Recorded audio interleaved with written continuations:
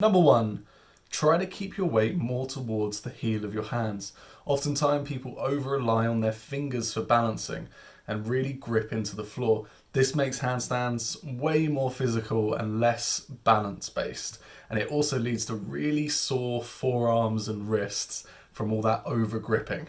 So try to give your fingers, give your forearms a rest and keep the weight more towards the heel of your hand.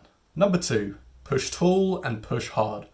If you've ever been a victim of the dreaded banana handstand, then it's likely that you weren't following tip number 1 and that you weren't pushing tall enough. Actively work on shrugging your shoulders tall. This is going to push you into a straighter line, which results in a much more efficient handstand that relies more on balance and less on strength. You may find this more difficult to balance at first, but the improvement in efficiency will help massively when you start working on longer handstand holds and more advanced handstand skills. So push tall. Number 3, relax your breathing. As far as breathing in a handstand goes, people tend to really overcomplicate things, and they'll ask me how to breathe. But you know how to breathe, you've been doing it your whole life, and you really don't need to think about it that much.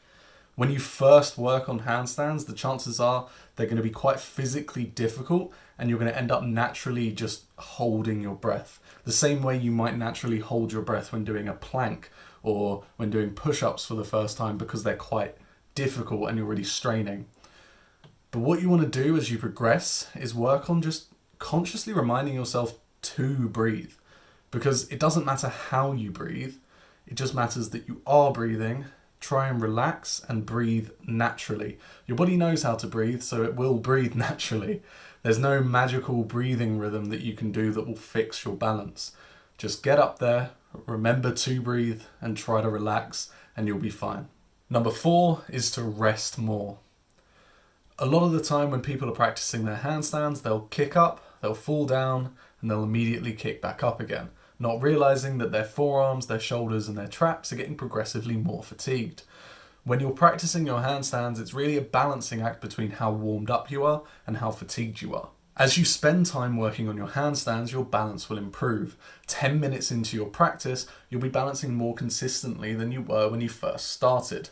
But this is completely wasted if you don't rest enough, because by the time you get to the point in your session where your balance is actually really good, you're going to be really fatigued and you're going to have to cut your session short. You want to maximize the amount of good quality handstands that you do in a session.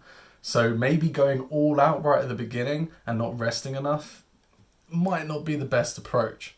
You're better off when you fall to have a little rest, catch your breath, maybe stretch for a minute or two, and then kick back up. That way you get to maximize the amount of recovery and ensure that as many of your handstands as possible are good handstands. And that way you get as much quality time upside down as you can. Number 5, focus on one thing at a time.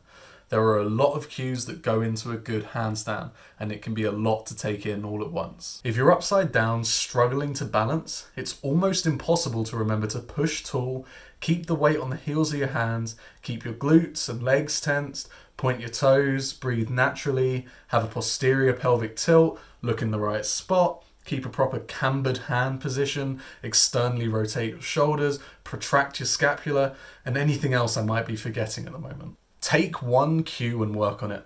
Say, this workout, I'm going to focus the majority of my attention on pushing tall. And then once that feels natural, you can move on to another cue. Say, pointing your toes. This way you can make meaningful progress without having to worry about remembering the million things that you have to remember. So just focus on one thing at a time. And those are my tips. Thanks for watching. I hope these help you out. If you liked the video, subscribe for more. If you're interested in coaching, there's a link in the description, and I'll see you soon.